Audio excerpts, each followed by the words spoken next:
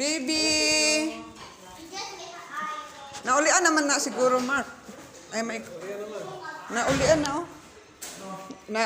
Uga-uga na siya, dili na ingon og kuan.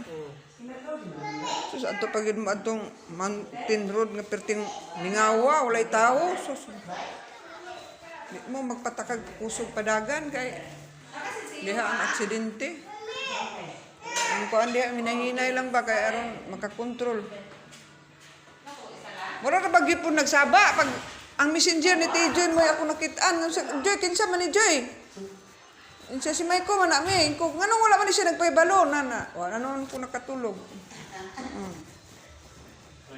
Naapektuhan ako akong tulog. 2 nights kong walay tulog. Kaya na, wala man ko makabalo. Na kuan siya. Then dito sa messenger na iskan ako pagka kuan. Unya, gabiin na biya.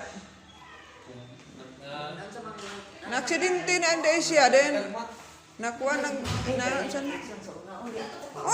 daghang kayong ko no pangus unsa po ning bataan ni kusog ang padagan nagali ang naw wala makuha ng kagwapo kamunggay may ako gipakuan niya ter ambot gituman ba niyang instruction